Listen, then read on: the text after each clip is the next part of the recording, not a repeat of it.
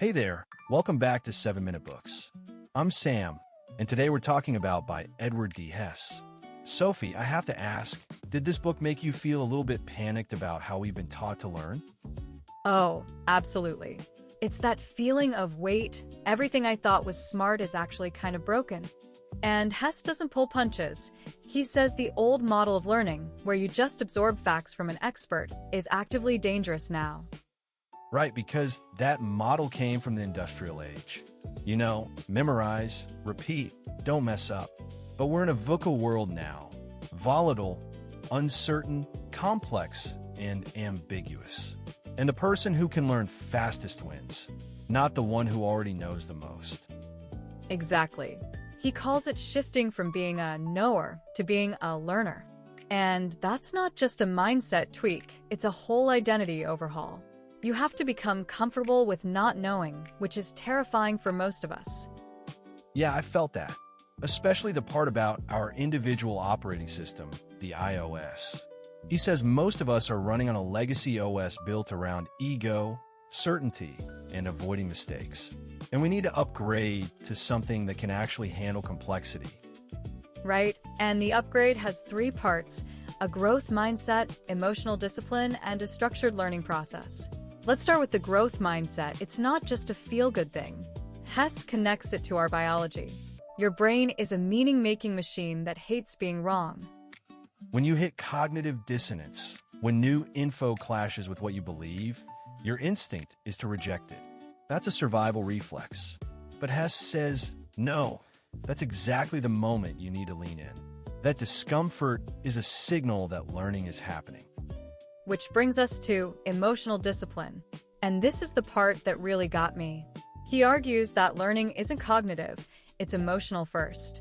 If you can't manage fear, shame, or defensiveness, your prefrontal cortex shuts down. You literally become dumber. Right, the amygdala hijack. So emotional discipline isn't about suppressing feelings. It's about creating a pause. A reflective pause where you choose a response instead of reacting. He recommends mindfulness, journaling, all that.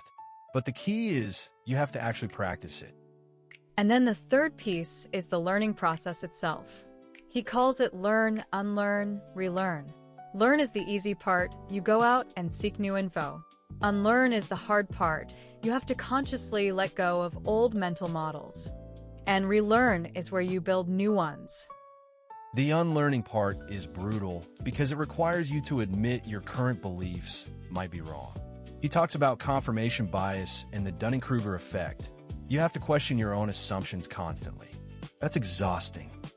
But also liberating, because once you let go of needing to be right, you become free to actually grow. And he doesn't leave you alone in this. He emphasizes that learning happens best in what he calls high-quality connections. Relationships with psychological safety and trust. Yeah, where you can be vulnerable and say, I don't know, without getting punished. He's really critical of debate culture. You know, the whole I'm going to win this argument thing. He says we need dialogue, not debate. Shared understanding, not scoring points.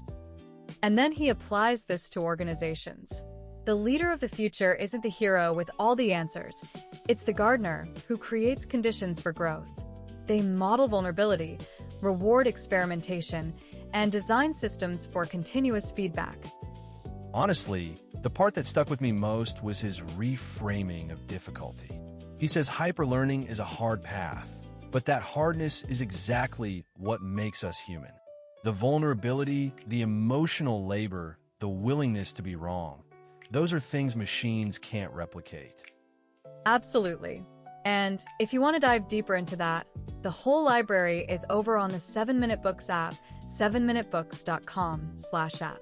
Over 6,000 fiction and nonfiction titles you can read or listen to in any language. It starts at $2.99 a month, $9.99 a year, or $19.99 for lifetime access. I think the single takeaway for me is stop trying to be the smartest person in the room. Start trying to be the most curious. That changes everything. Yeah. Hess's whole point is that our value in the future isn't about competing with machines. It's about leaning into what makes us human. connection, meaning, growth. That's the hyperlearning path. We'll see you in the next one.